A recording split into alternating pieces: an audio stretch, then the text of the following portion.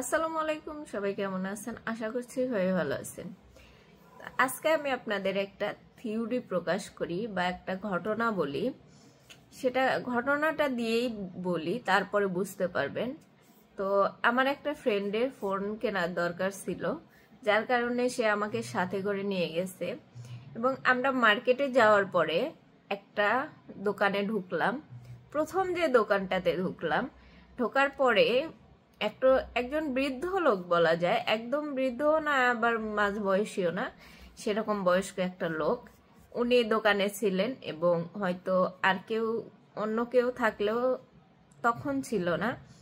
তো উনি আমাদের সাথে এত সুন্দর ব্যবহার করলেন এবং আমরা যে ফোনটা কিনতে গেছিলাম, যে ব্র্যান্ডের ফোনটা, সেই ব্র্যান্ডের ফোনটা না কিনে, মানে ওই দোকানে সেই ব্র্যান্ডটা ছিল না, কিন্তু আমরা যখন অন্য ফোনগুলো একটু ঘাটাঘাটি করতেছিলাম তখন দোকানদার আমাদের সাথে এত সুন্দর ব্যবহার করলেন এবং আমাদের সাথে তিনি ফ্রেন্ডলি এত সুন্দরভাবে কথা বলতে শুরু করলেন যে আমরা অন্য ব্র্যান্ড, মানে যে ব্র্যান্ডটা নিতে গেছি সেই ব্র্যান্ড বাদ দিয়ে দোকানদারের ব্যবহার দেখে আমরা অন্য একটা ব্র্যান্ডের ফোন নিয়ে চলে আসলাম।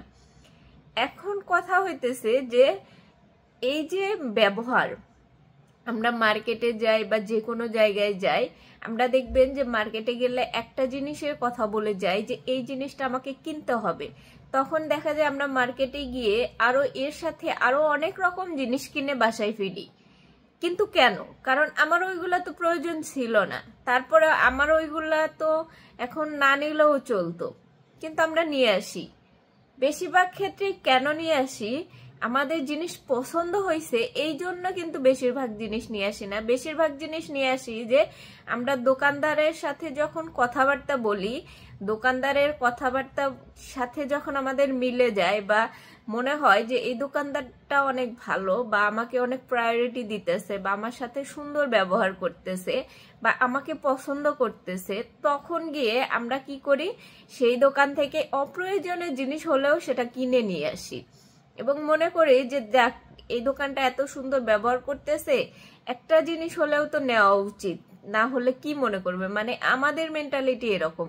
কিন্তু যারা বিজনেস করে তাদের তাদের জায়গা থেকে তারা কিন্তু এটা একটা ট্রিক যে কাস্টমারের সাথে যত সুন্দর ব্যবহার করবে, যত সুন্দরভাবে কথা বলবে এবং কাস্টমারকে এটা বোঝাতে সক্ষম হবে যে তাকে সে পছন্দ করতেছে, কাস্টমার হিসেবে তার প্রতি যে কেয়ারিং দেখাইতেছে, এটা যখন একটা কাস্টমার বুঝতে পারে তখন সে কিন্তু কম বেশি তার দোকান থেকেই জিনিস কেনে এবং পরবর্তীতেও তার দোকানে যাওয়ারই চেষ্টা করে। তো এই যে প্রসেসগুলা, এই যে জিনিসগুলা আমরা কিন্তু বুঝতে পারি না অনেক সময়। আমরা আবার অনেকেই নিজেদেরকে বা আমাদের আশেপাশে ফ্রেন্ড সার্কেলদের মধ্যে, যাই হোক পরিবারের মধ্যে, তাদেরকে আমরা দোষ দিয়ে থাকি যে তুমি বাহিরে গেলে, মার্কেটে গেলে অপ্রয়োজনীয় জিনিস নিয়ে আসো, যেটা দরকার নেই সেটাও নিয়ে আসো।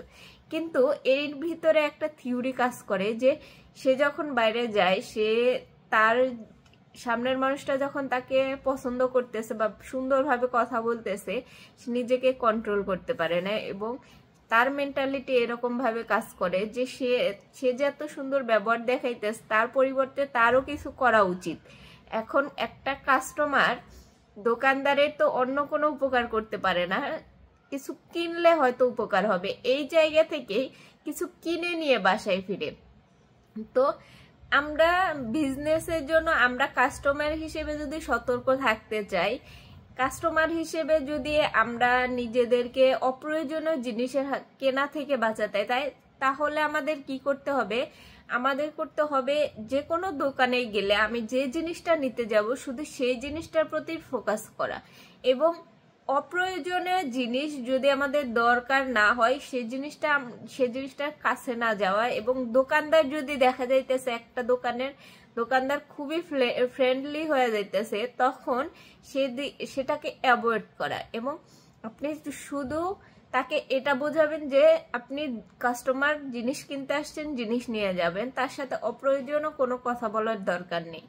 এবং এই যে দোকানে ঢুকবেন, যে জিনিস নেবেন সেটার প্রতি ফোকাস করবেন, সেটা নিয়ে চলে আসবেন, তাহলে দেখবেন যে আপনার অপ্রয়োজনীয় কোনো খরচ হবে না। এখন আপনি যদি দোকানদারের সাথে গিয়ে ফ্রেন্ডলি হওয়ার চেষ্টা করেন, কথাবার্তা বলেন, বা দোকানদারের তো কাজই এটা যে তার কাস্টমারকে সে সুন্দরভাবে ট্রিট করবে। এখন এমনও দোকানদার আছে যারা কিনা এই ট্রিকটা বোঝে না, তারা কাস্টমারের সাথে হয়তো ওইভাবে কানেক্ট করতে পারে না সব কাস্টমারের সাথেই। তো যাই হোক, আপনারা দেখবেন দোকানদারদের ব্যবহার এত সুন্দর হয়, এটা তাদের বিজনেস ট্রিক। আর আপনি যদি আপনার নিজের টাকা বাঁচাতে চান তাহলে কখনোই দোকানদারের সাথে সেইভাবে ফ্রেন্ডলি হবেন না। না হলে দেখবেন যে আপনার যেটা অপ্রয়োজনীয় সেটাও কিনে নিয়ে চলে আসছেন, যে জিনিস কিনতে গেছেন সেটাও মানে সেটার জায়গায় আরো 2টা কিনে নিয়ে চলে আসছেন। তো যাই হোক, সবাই সাবধানে থাকবেন, বিজনেস ট্রিক হোক আর যেটাই হোক, আপনারা এইগুলা দেখে দেখে চলবেন, তাহলে আপনার টাকা বাঁচবে। সবাই ভালো থাকেন, সুস্থ থাকেন, আল্লাহ হাফেজ।